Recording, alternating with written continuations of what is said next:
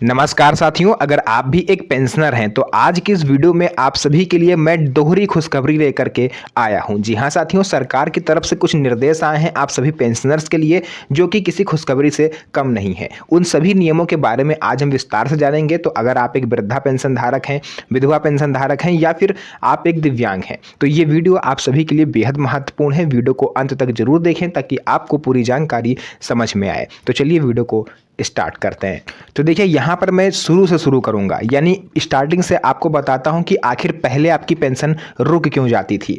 तो अब तक पेंशन धारकों को केवाईसी के लिए, जीवन प्रमाण पत्र के लिए बैंक, सीएससी सेंटर या फिर साइबर कैफ़े जो होते हैं उसके चक्कर आपको काटने पड़ते थे। यानी अगर आपको केवाईसी करानी है, लाइफ सर्टिफिकेट जमा करना है, तो आपको बैंक या तो जाना है या फिर किसी जनसेवा केंद्र पर जाना है, और वहाँ पर भी आपको काफ़ी बड़ी लाइन का सामना करना पड़ता था। लेकिन कई बार क्या होता था कि मोबाइल नंबर अपडेट नहीं है, इस वजह से आपकी पेंशन रुक गई। कई बार आधार से जुड़ी तकनीकी दिक्कत थी, इस वजह से आपकी पेंशन रुक गई। और कई बार तो ऐसा होता है कि फिंगरप्रिंट आपकी मैच नहीं होती हैं, क्योंकि बुजुर्ग लोग जो होते हैं उनके हाथ की जो रेखाएं होती हैं वो थोड़ी धुंधली हो जाती हैं, जिस वजह से उनका फिंगरप्रिंट मैच नहीं होता और उनकी पेंशन अटक जाती है।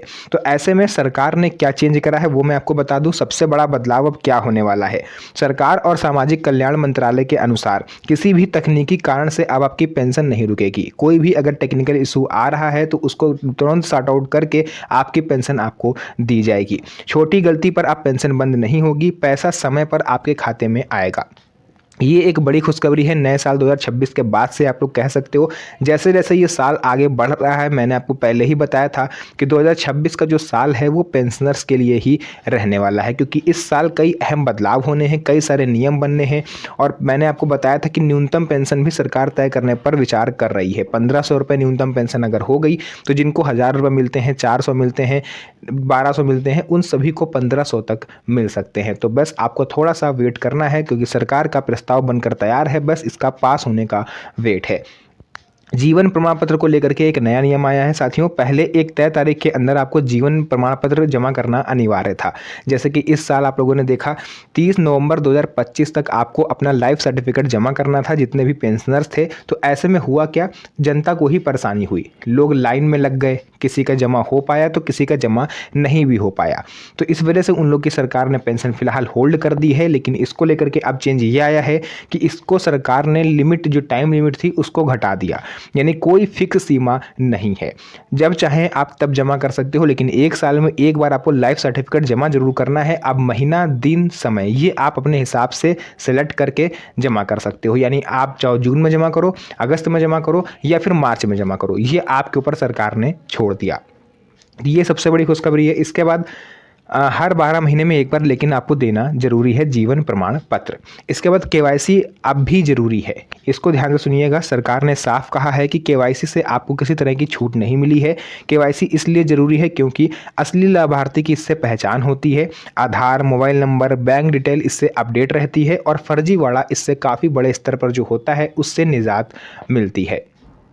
जब भी सरकार आपको नोटिस दे तो आप केवाईसी कराने फ़ौरन पहुंच जाइए। गांव-गांव लगेंगे पेंशन कैंप, ये एक बड़ी खुशखबरी आ रही है सभी पेंशनर्स के लिए।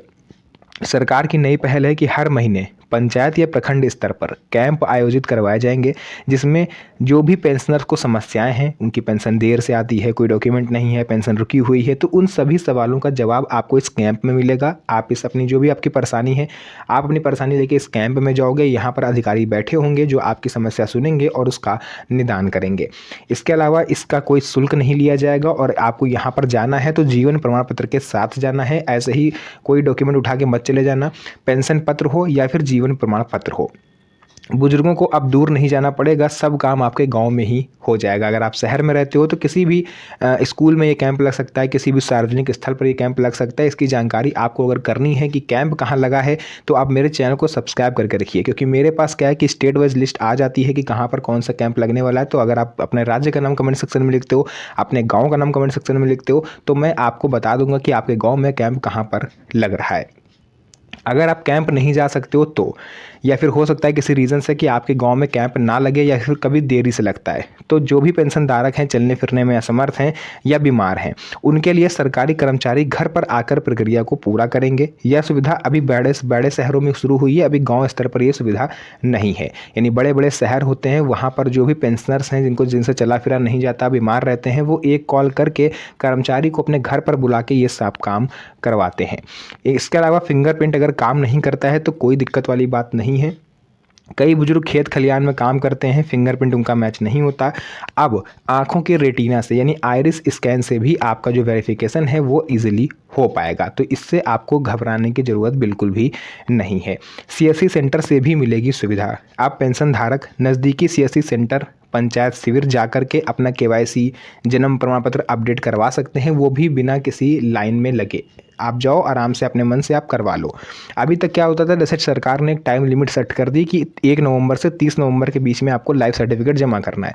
तो इस 1 महीने का जो अंतराल होता था, सभी पेंशनर बैंक पहुंच जाते थे।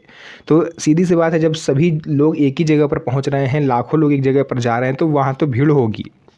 तो इसीलिए सरकार ने इस चीज़ को थोड़ा सा सुधारा है कि अब 1 साल में आप किसी भी महीने में, किसी भी दिन, किसी भी समय जाके अपना लाइफ सर्टिफिकेट जमा कर सकते हो और केवाईसी भी आपको करवानी पड़ेगी। उसके अलावा देखिए, शिक्षा और आवास में नई पहल करी जा रही है। जो दिव्यांग छात्र छात्राएं हैं, उनके पढ़ाई के लिए भी सरकार प्रोत्साहन राशि उनको देगी। इस पर भी एक नई योजना आने वाली है।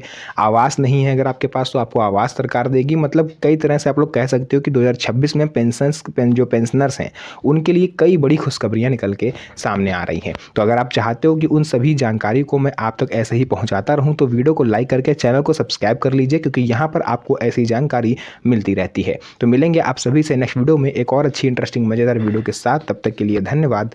जय हिंद।